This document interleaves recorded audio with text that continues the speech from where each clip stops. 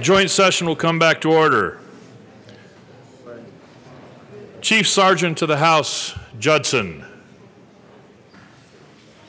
Mr. President, Madam Speaker, ladies and gentlemen, the Governor of the great state of Colorado, the Honorable John Hickenlooper.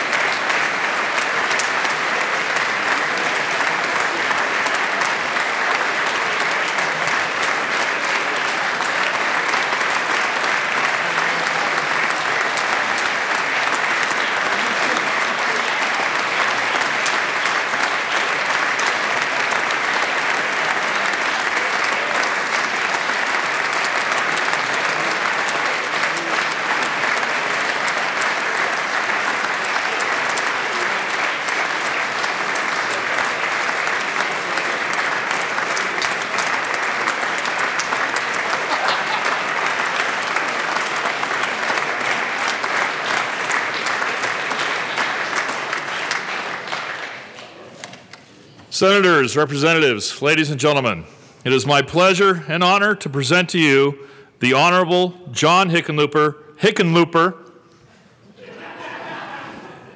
Governor of the State of Colorado.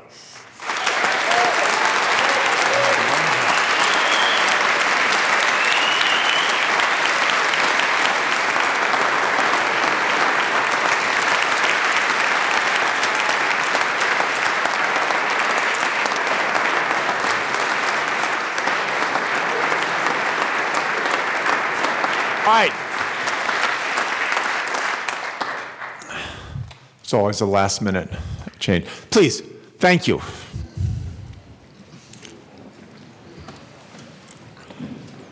At a time when sometimes shouting seems to have replaced talking and insults sometimes seem to replace ideas, I want to start by honoring the men and women who joined me in this chamber and those who have made it their life's work to serve the people of Colorado, driven by their abiding desire to serve and to make our great state even greater.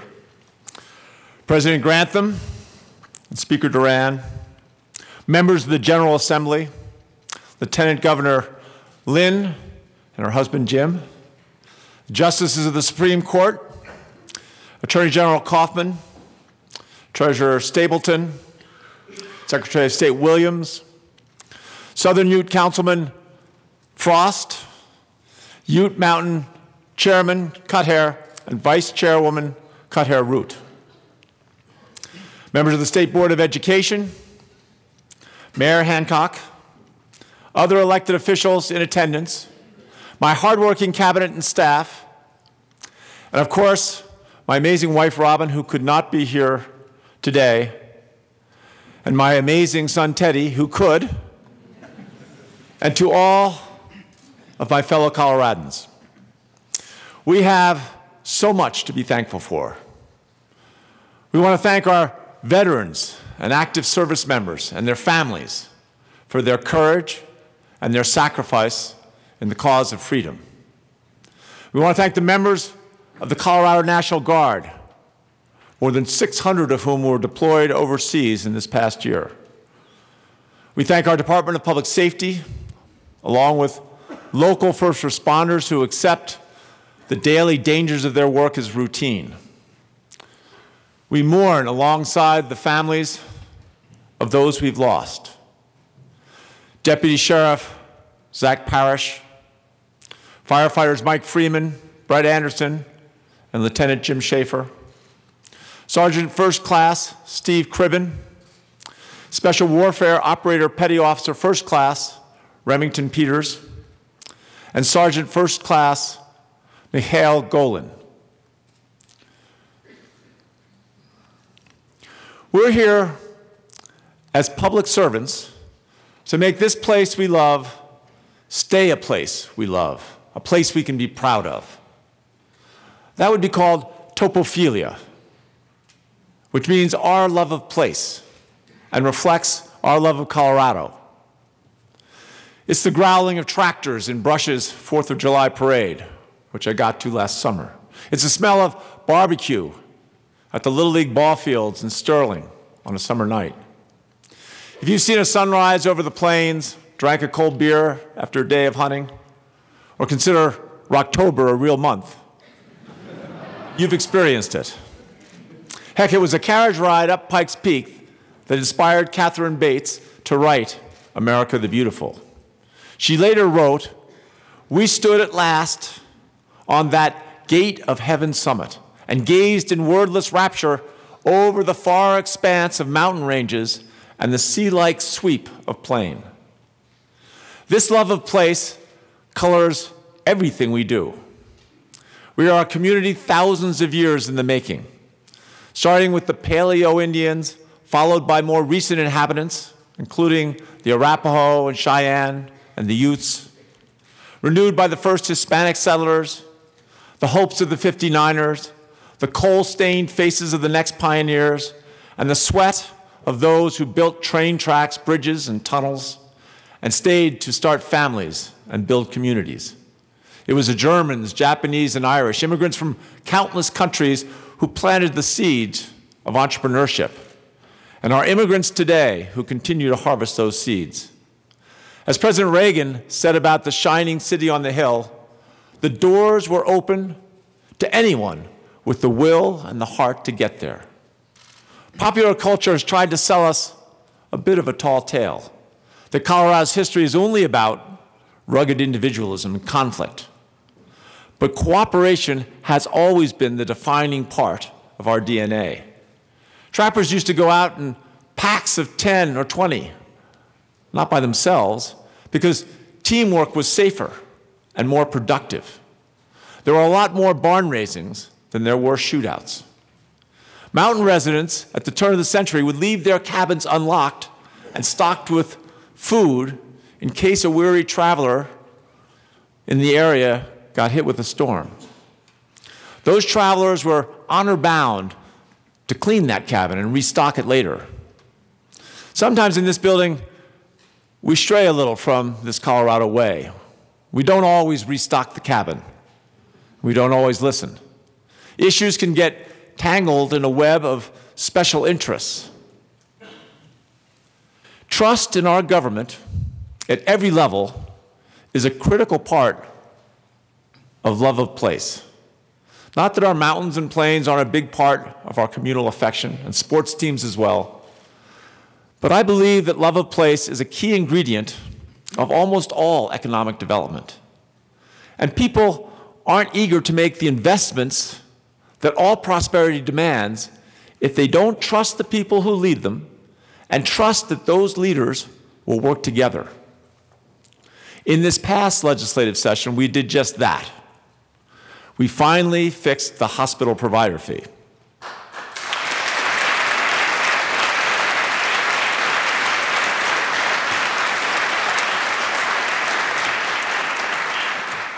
We now have a little more balance and a little more sanity in our budget, and hospitals in rural Colorado that would have closed continue to serve thousands of patients.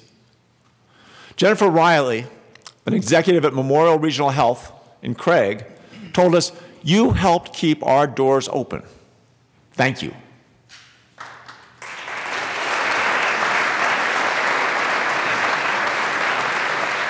And last year, we reformed construction defects, and slowly, we're building more condos. We delivered a modest deposit on our broadband initiative, and today, a high schooler in Julesburg is taking remote business classes, so perhaps one day, he can start his own company. For the first time, we used marijuana taxes for a homeless initiative. We helped people save their own lives. Now, last year wasn't always pretty. Progress isn't always painless, but it was the most impactful, bipartisan legislative session since the Great Recession. We reminded everyone, not just here but across the country, the collaborative Colorado way is the best way.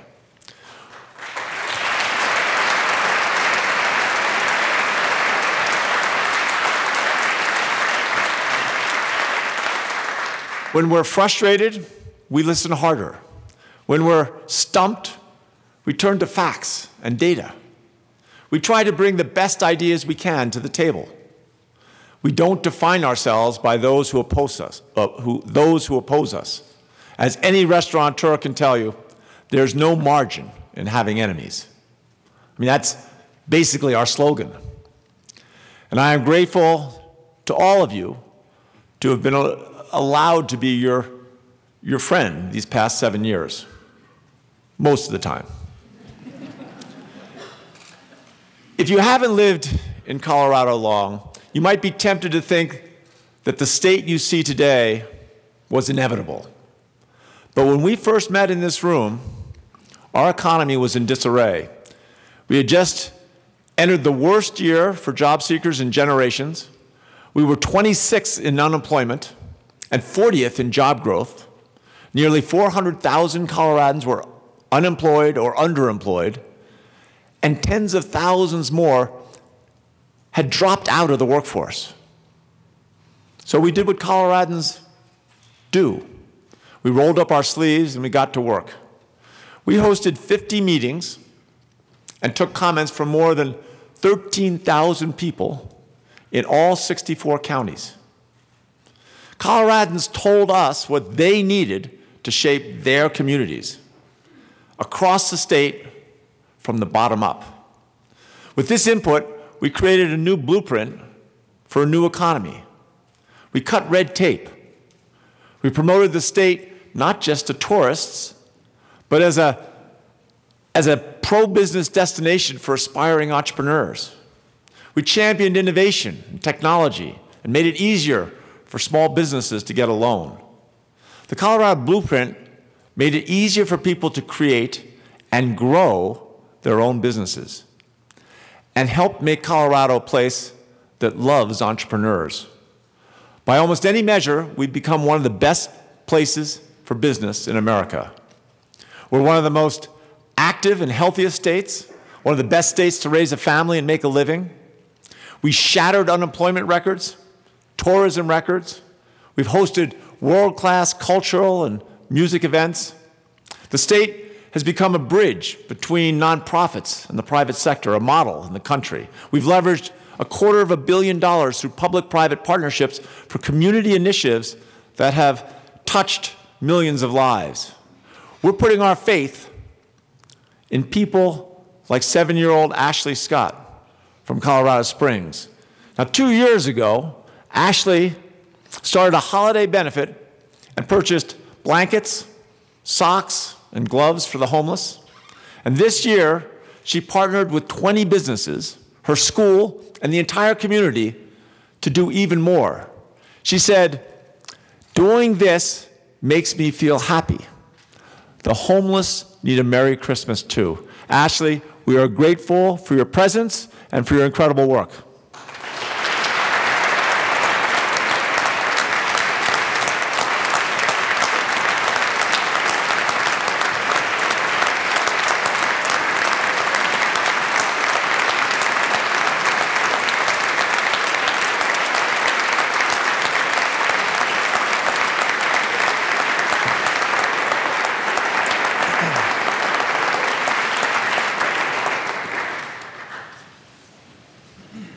It's a shame you're not 23 years older. You could run for governor. Everyone else is.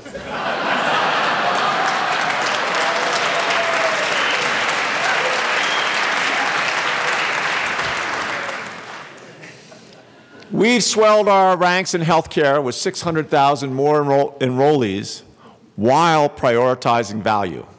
We've lifted families out of poverty with a focus on two-generation solutions across the state and with our tribes. Our family planning initiative has helped reduce the abortion rate among teens in Colorado by 64%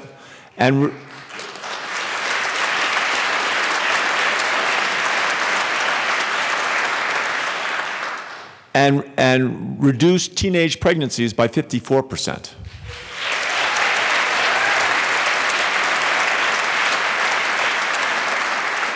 We have become the leading state on a per capita basis for aerospace employment. And when our cybersecurity center in Colorado Springs reaches full capacity, we'll have literally thousands of people a year getting certificates. We were the first state to legalize recreational marijuana. There's one clapper in the back. But while doing so, we have helped create a roadmap for other states. And by the way, I don't think any of us are wild about Washington telling us what's good for us.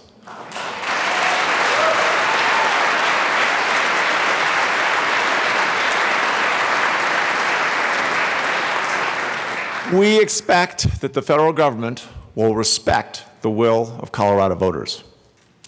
Now, we charted our trails, we expanded broadband by almost 100,000 rural homes.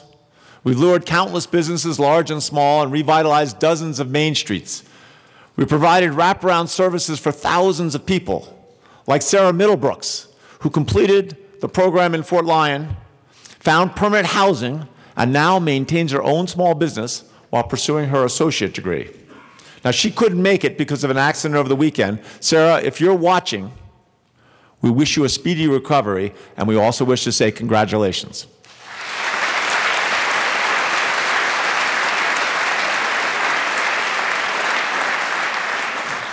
We also created the country's first and best methane regulations by bringing together the environmental community of nonprofits and the oil and gas industry. We brought together the entire state to create a water plan that secures food protection, secures food production. We protected the sage grouse from being listed as an endangered species in the West and developed an electric vehicle infrastructure spanning 7,000 miles. We cut or modified almost half of our rules and regulations, and in doing so, saved businesses nearly $8 million and over 2 million hours last year. 2 million hours.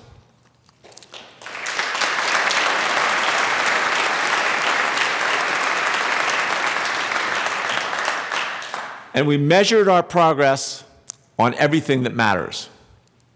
We trained thousands of employees who completed 600 lean process improvements, created more value for Coloradans, and won numerous awards.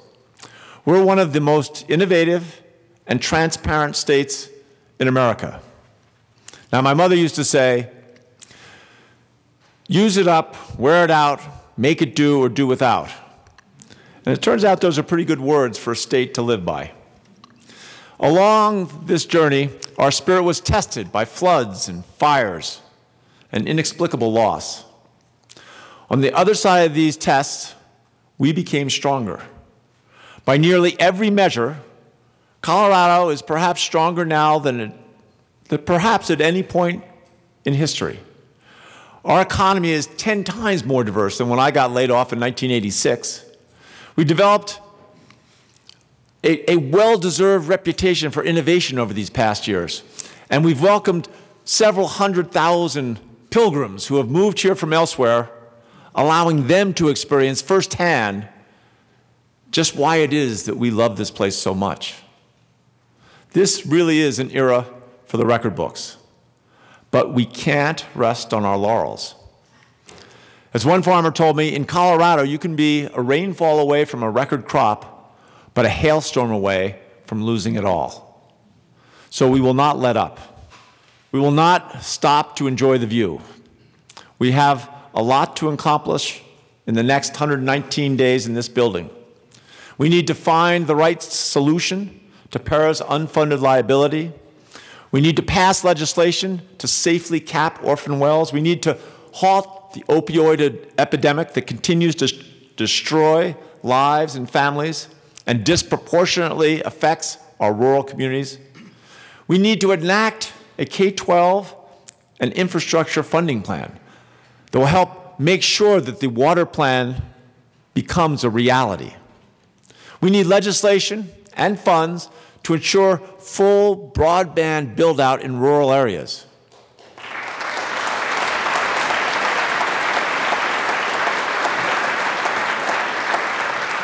And we need to protect our rural communities by addressing the intense negative impact the Gallagher Amendment has had and will have in the future.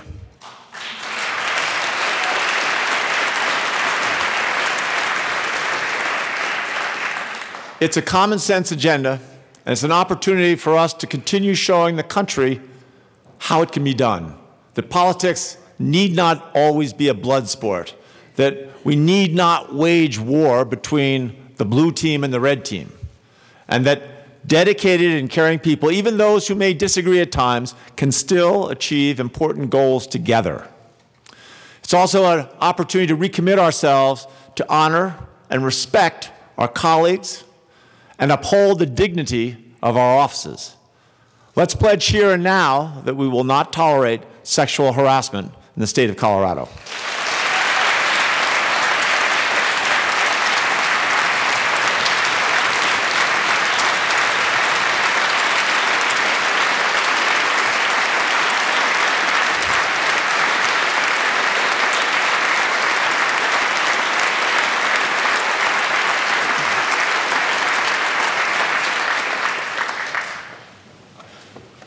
In the early hours of the last century, Theodore Roosevelt said of the United States, "It should be the growing nation with a future that takes the long look ahead."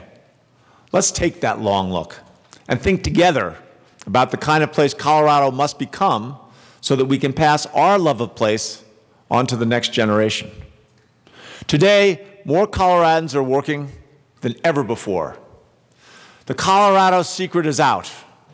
Our in-migration to the Front Range is the envy of the nation.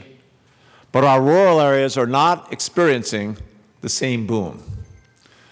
We need to create the right ecosystem. It's like the bristlecone pine, unique to the West. It lives in a harsh but stunning high-altitude environment. But they're the perfect conditions for it to thrive and to grow.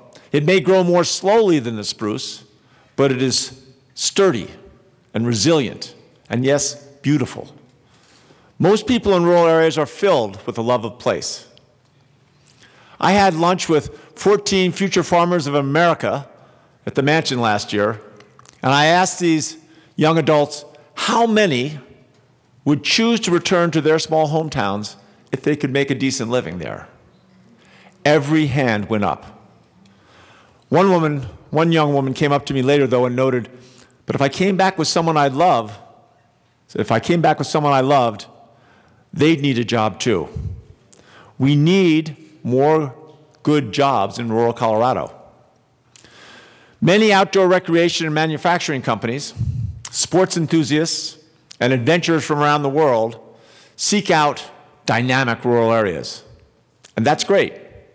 But some of our best entrepreneurs are already with us in our rural areas. 7 years ago, Rob Graves, a fourth-generation dairy farmer up in Bellevue, Colorado, started making an Australian-style yogurt. Now, Noosa Yogurt is in all 50 states and has annual revenues of over $200 million a year. Glad to have Rob Graves here.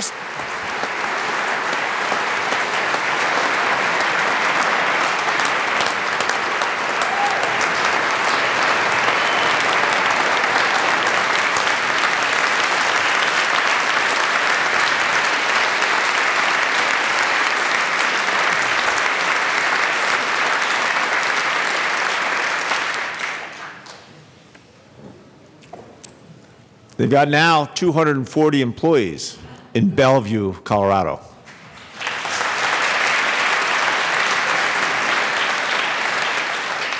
But to invigorate more of our smaller communities, we need to continue to incentivize companies and rural entrepreneurs, or the urban ones who want to be rural, to take a chance and start a business where they're needed the most.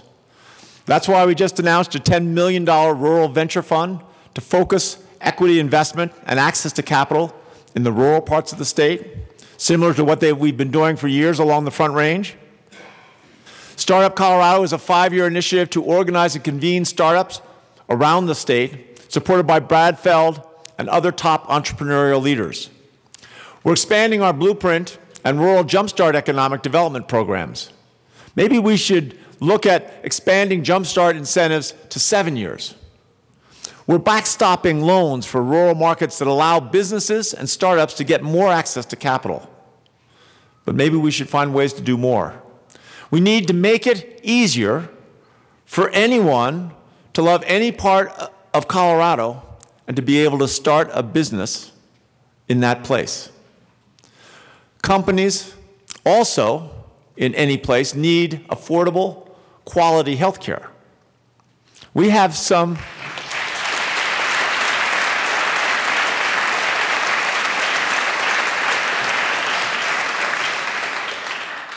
of the most expensive counties for health care in the country. And 14 counties have only one option on the exchange. All of them are in rural areas. We need our friends in Washington to finally move past the tired fight over the Affordable Care Act. It's not perfect, and we need to strengthen it in lots of ways. But it has helped reduce our uninsured rate by half. 600,000 Coloradans, many from rural parts of the state, now have coverage who didn't before, and it has helped save lives.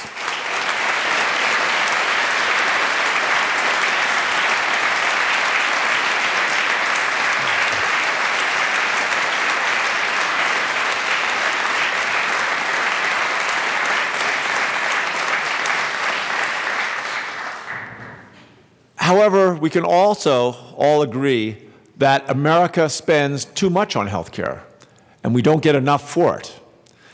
This is an economic argument as much as a health or moral argument. The year before the Affordable Care Act, 2/3 of the bankruptcies in Colorado were caused by medical debt. 2/3 of the bankruptcy. That's over 100,000 bankruptcies. 100,000 individuals and families, and a disproportionate number were in rural areas. The following year, the ACA helped reduce that number by 60%. More than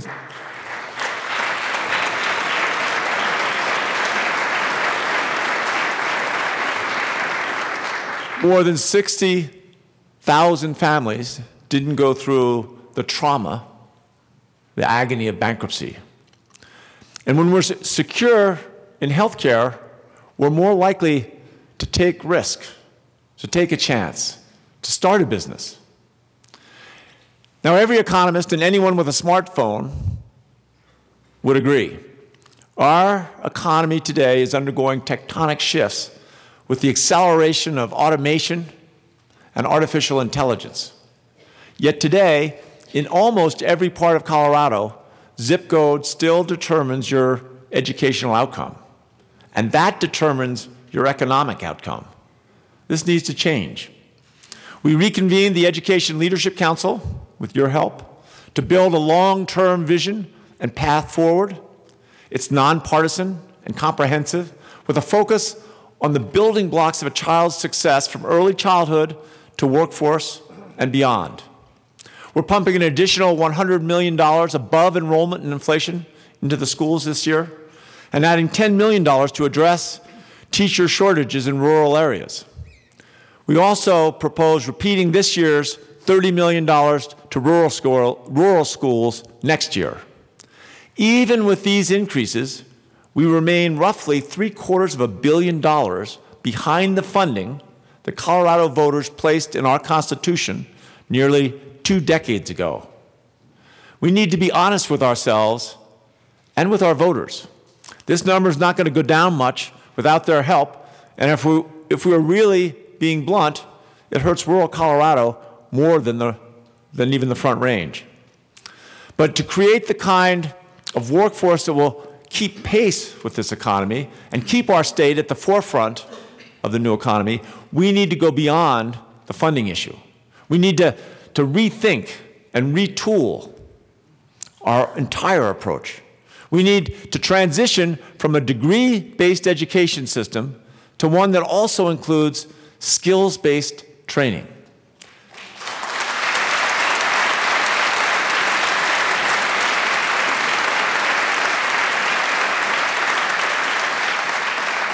Experts tell us that almost 60% of the kids in America today will not get a 4-year degree, and that number is true in Colorado as well.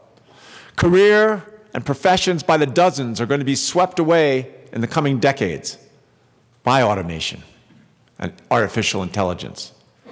But new industries will emerge at an equally frantic rate. We will need not just engineers, but huge numbers of technicians and analysts with new sets of skills. We need to get more kids learning those skills that matter, and we need to do it yesterday. That's why we're working with the State Board of Education to expose more students to coding in the middle and high school years. Why not give those schools with a foreign language requirement the choice to offer coding as an alternative language?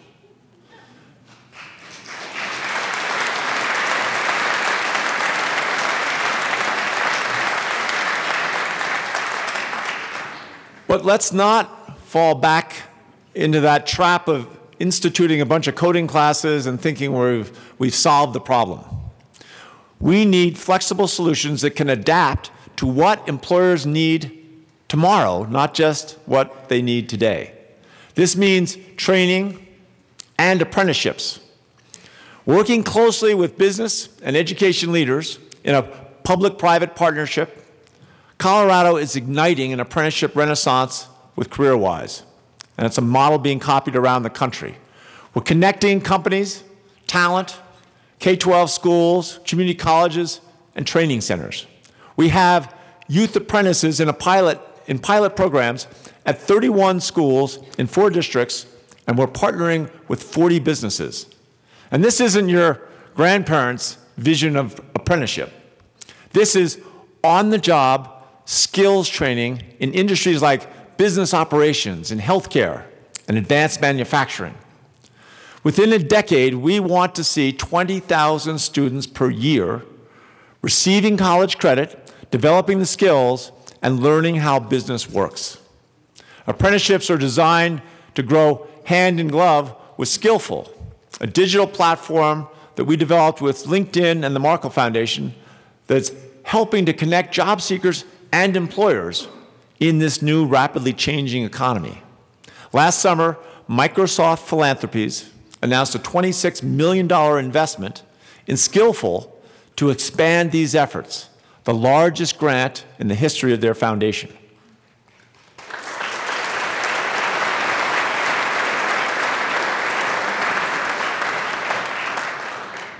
Now, projections of all kinds suggest that we're going to fall short, well short, in trained workers in nearly every industry over the next decade. We need all hands on deck. We need everyone getting training. We need to expand our training programs and also tailor them for people with disabilities and those who are incarcerated but soon to be released.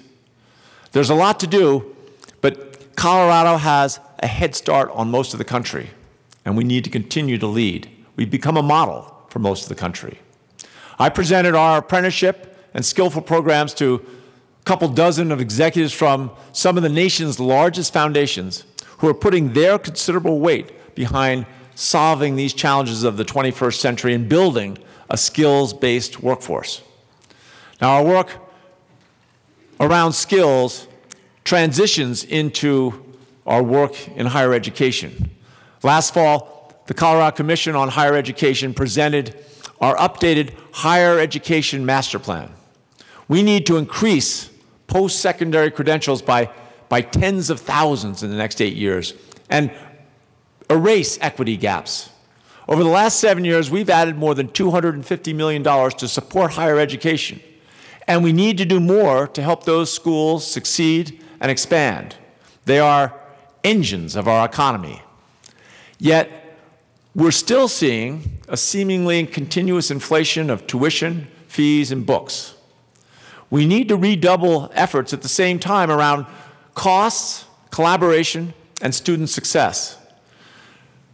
Purdue University has not raised tuition for resident undergraduates for the past 6 years. Now, ambitious moves like that will take some flexibility from those in this building, too. But I think that's the kind of goals we need to have. We've created a strong foundation for growth. But no matter how hard we work to incentivize potential and capitalize on topophilia, on this love of place, Coloradans won't continue to love this place or build their lives here if they can't move around easily, if they can't find affordable housing, if they can't stay connected. It's about companies like Mayfly, which builds equipment for anglers and worked with the state to move all their manufacturing to Montrose. They wanted a rural environment, but a rural environment with strong broadband. They're training local workers while building an outdoor rec center and a business park at the same time because they believe their business should grow side by side with the community. And we're grateful to have David Dragoo here with us. Stand up, take a bow. Thank you for picking Colorado.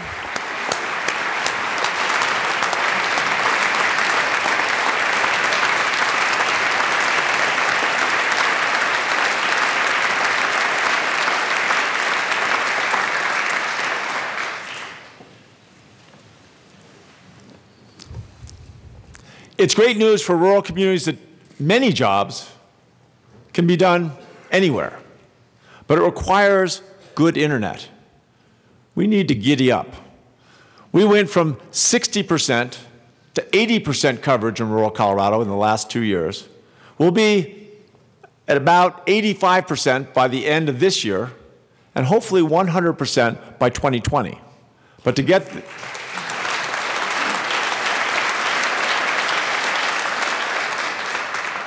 get there, we need your support.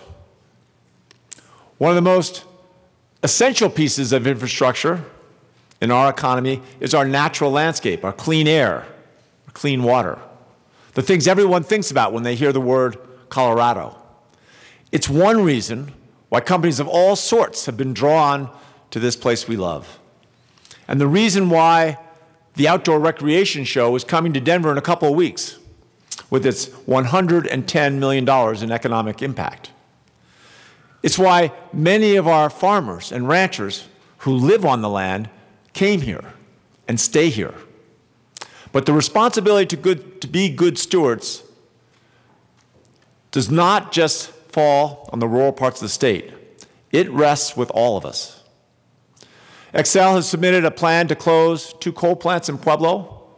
This will clean our air and lower costs for consumers and lead to greater investments that support 21st century jobs. I'm still unsure what it is that the critics don't like. They don't like the cleaner air or the lower utility bills. Clean air matters. Xcel is also working with Evraz Rocky Mountain Steel, which is one of the cleanest steel plants in this country, if not the world. They're working with them to move toward a renewable energy while protecting Pueblo's future as a center for steel manufacturing. And we're going to need everyone's support to make sure this is a reality. Pueblo is known as Steel City, but soon it could also be known as Solar and Wind City. Now, most of us would agree that science shows our climate is changing at a significant rate, and I would say in a large part because of humans. Now, some, I shouldn't say, but even those who disagree with me on climate change can agree that we need to protect the Colorado environment that our grandchildren are going to grow to love, with a strong economy where those grandchildren can come back and find jobs. Now, this includes protecting our water for agriculture. If we don't implement the water plan and find the funding, rural agricultural communities will be the first and hardest hit. We live in a state of open markets. The rural economies can never afford to match what front-range homeowners pay for domestic water. And yet having a sustainable source of food, no matter what happens around the world, is an essential foundation for the future of our state. We are one of the great exporting states. And it's a point of pride for many people who've come here. And we have to make sure that that's a resource that we continue to invest in rather than put at risk.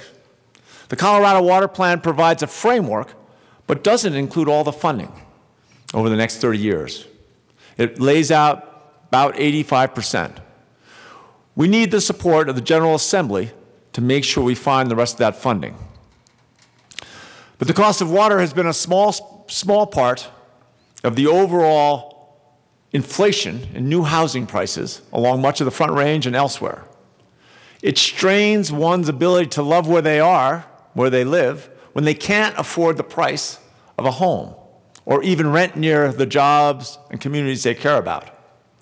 While many conversations around affordable housing are confined to the Front Range, the Colorado Housing and Finance Authority has supported housing projects all across Colorado.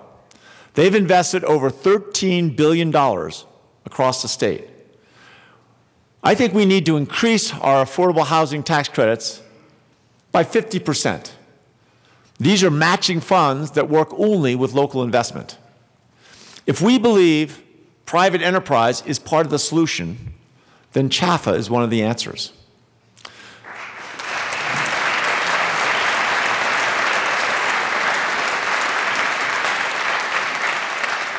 Now, I'm forgetting one other type of infrastructure. Right. The multi-billion-dollar hole in our roads. It's about connecting to our communities, our jobs, our markets. It's about connecting to the people we love. And good infrastructure creates good jobs. These are facts.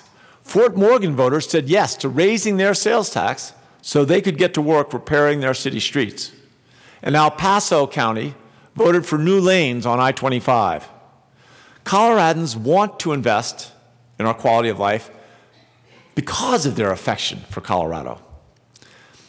And they want us to allow us to pass that affection confidently on to the next generation. That's why communities are easing traffic and bike lanes with creating walkable areas.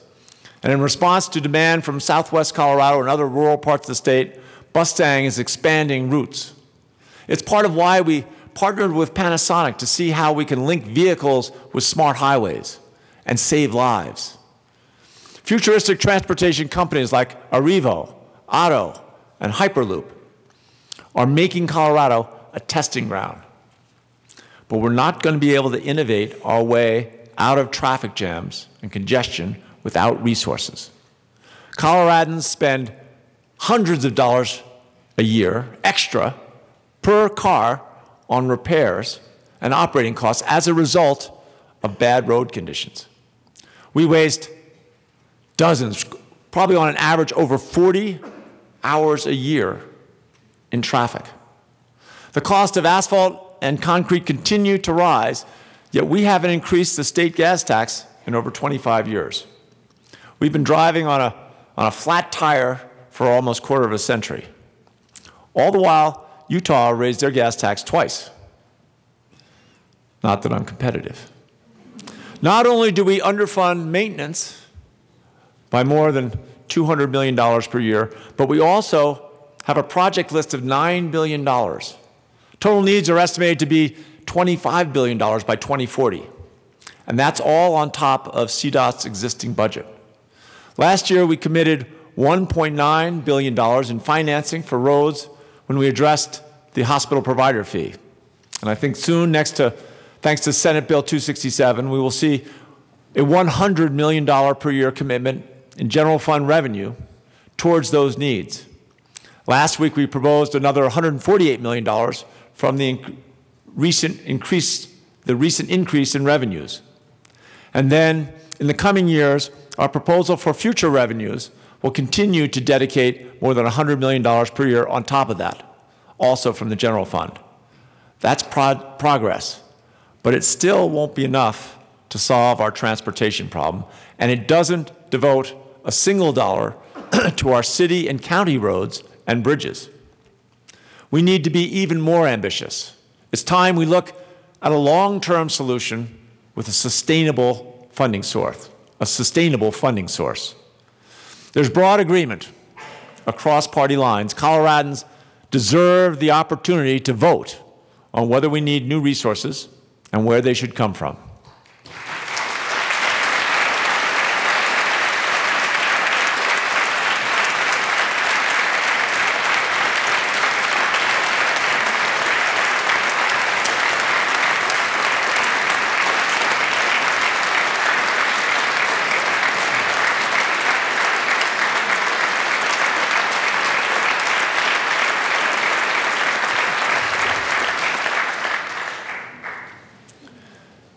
It is time to go to the voters.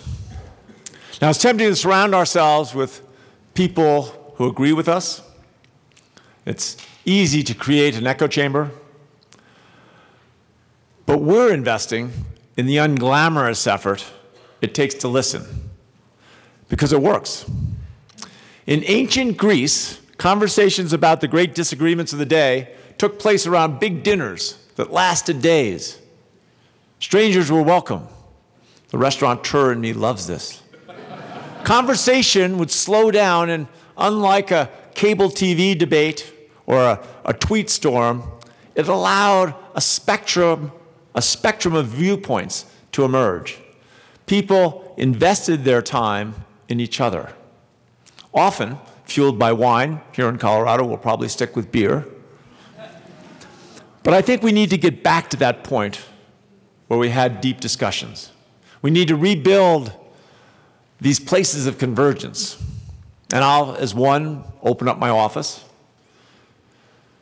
We have 364 days left in this administration. That's an eternity for compromise. It only took 87 days for 39 delegates to create Colorado's Constitution.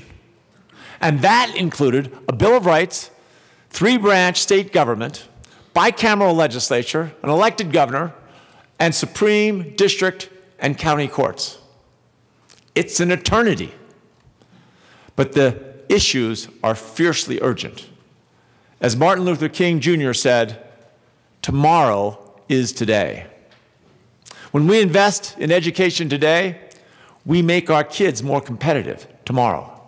When we modernize our infrastructure, we lay the groundwork for the jobs of the future. When we stand up for common sense approaches to health care and get more people covered, we lower costs and save lives for years to come. These core priorities aren't always glamorous. They don't always get big headlines. But that's part of the Colorado way. This is the Colorado that has lured generations from across the country and around the world. It's why we swell with pride whenever we tell outsiders where we're from. And it's why they smile in response. It's what Walter Cheeseman and Claude Betcher and Bruce Randolph all worked towards, and what Emily Griffith invested her life in. There's no other place like it. David Mason, our poet laureate, said it best. Some come out west to beat the odds and find out the sky's the limit. Some simply stare, no end to it. The way you can love a land, and quite a few of the people in it. Give me the sage in sunlight, warm even in winter. Give me the moonlit snow. Give me the book cliffs and the farms, the wildflowers of Colorado. One of the greatest joys in my life was when I was pitching baseball games in high school. You have to be so focused, and every atom of your being is intent, just totally intent on throwing that pitch to the perfect spot. But you'll never succeed without a great team behind you. The joy of these past 7 years has been every bit as intense and every bit as sweet. I've been blessed to work with an incredible group of people. I'd like my cabinet and senior staff to stand up and again be recognized.